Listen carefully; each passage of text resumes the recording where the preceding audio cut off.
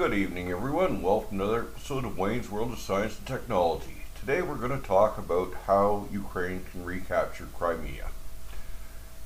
Now, Crimea is untenable. When I say it's untenable, there are a variety of reasons which we will get into, but effectively, it right now is an anchor around Putin's neck. He made so much of a fuss about retaking it in 2014, he can't afford to give it up. This means that he has to keep resources there, a lot of resources. And that's one of the first points in this. These resources include radar. Lots of radar, because after all, you can't spot drones and cruise missiles coming in to knock out your bases if you don't have radars. Both sides have been targeting radars all war. Radar is the eyes of your military. Taking out radars is natural, but Ukraine has been pushing it to a T in Crimea. Every time they take out a system, Russia has to move another one in. And they've been working very hard at reducing the systems in Crimea so that Russia keeps on having to pull them from other places.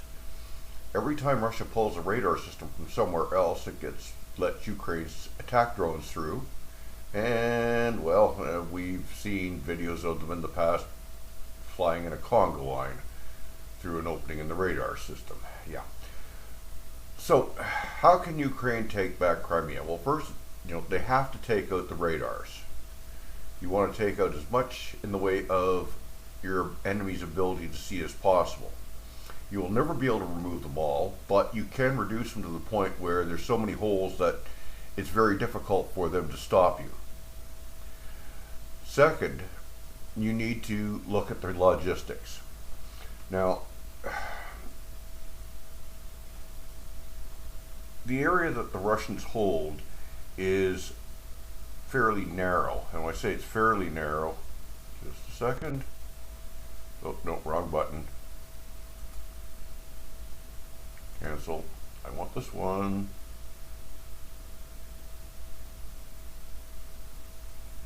Here is polyline measure. Okay, there we are.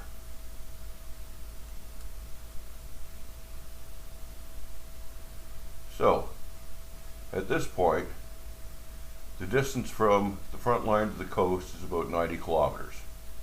Let's call it 100 because you're not going to pull any assets right up to the front line. The point is that when you're that close, you have options. Let me get rid of that. And when I say you have options, this is the rail line that runs from the main part of Russia through occupied Ukraine to Melitopol, and then from Melitopol down to Crimea. It also runs over here to Kherson, and a line runs from Kherson back into Crimea. These lines are the main source of material in this area of the front. Over here, it's a little bit more complicated. They can also use the Kerch Straits Bridge for a certain amount of material, and they did have ferries for a while. And I say did, the ferries are now imitating submarines. So what Ukraine is doing, or has been doing over the last little while, which I assume people have noticed, is they've been targeting trains. Every time they hit a train and disrupt the tracks, especially if they catch one loaded with fuel sitting right nice in a real nice target that you can just blow up, well, that really messes things up. Okay, it only takes out the tracks for a few days. Tracks are easy enough to repair, but it kills the locomotives, it kills the rolling stock. Locomotives are hard to replace. Rolling stock's fairly easy. They've probably got tons of it sitting on sidings idled. I mean, that's not unusual. But locomotives are a lot harder to replace. And every time damage occurs, it tangles up the logistics for a few days, causing shortages further afield. if they can push down far enough, and when I say far enough, I don't know exactly how far that would be. I'm not actually a military expert. I just know a little bit from reading a lot of books.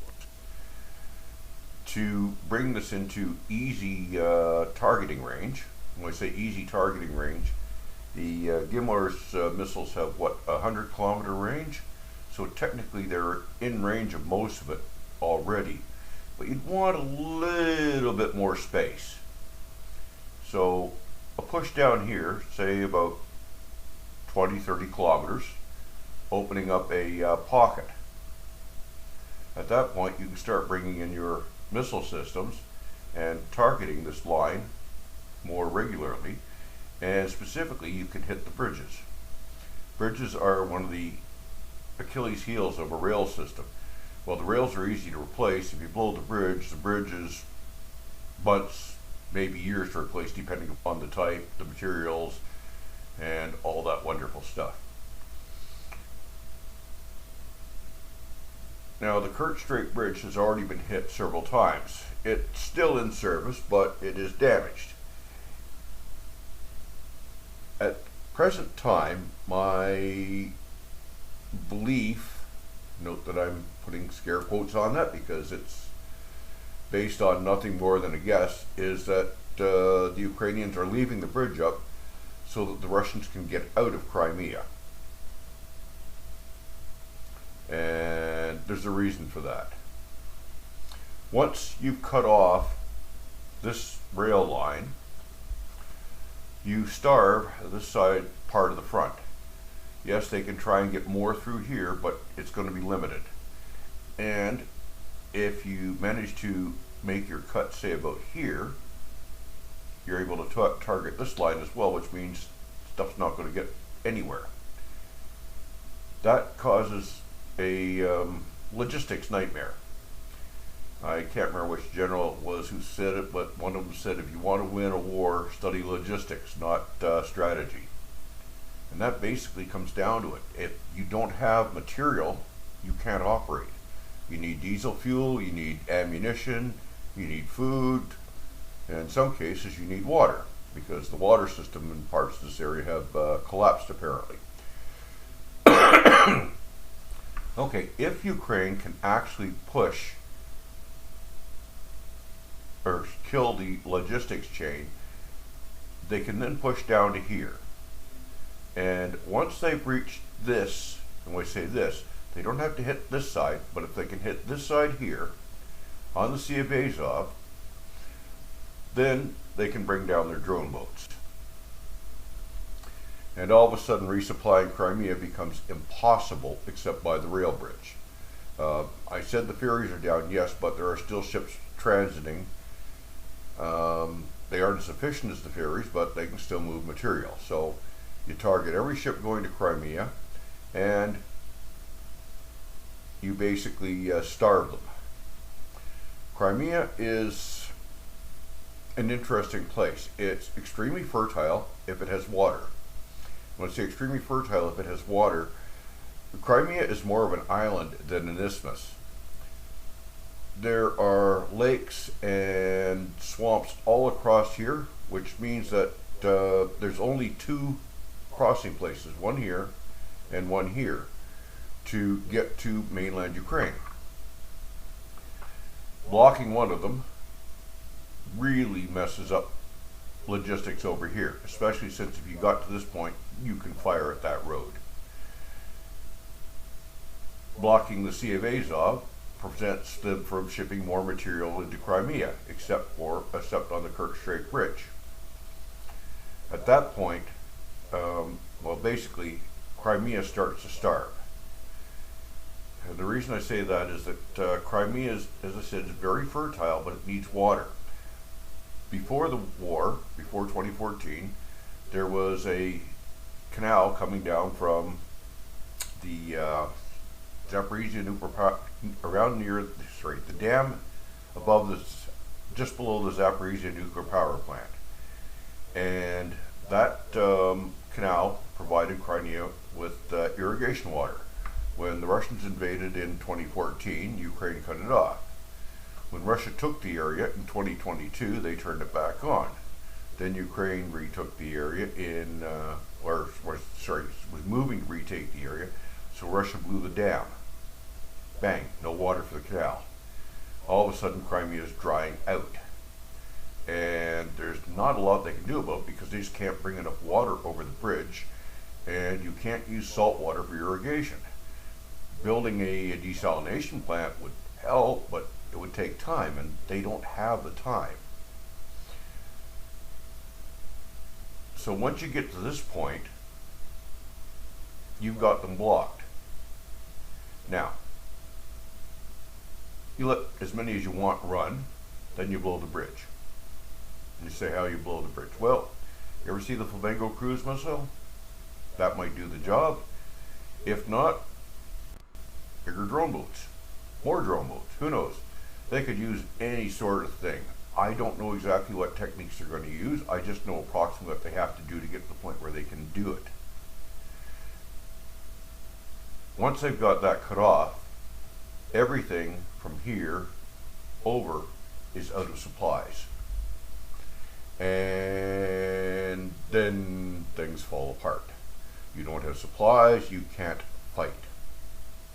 You can't fight, you can't eat, you can't move, you can't do anything except surrender. Now, I imagine every Russian possible is going to climb onto a boat and row for the mainland, but that's not going to be a lot of them. And they're going to have to leave their equipment behind, which means they will be far less useful in the future.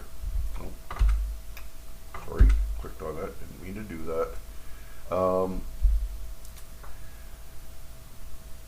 So basically, you can starve Crimea out. Crimea can't make its own missiles, it can't make its own tanks, it can't make its own fighter jets, it can't make its own, well, it can make its own ships, kind of, but the process is so slow as to be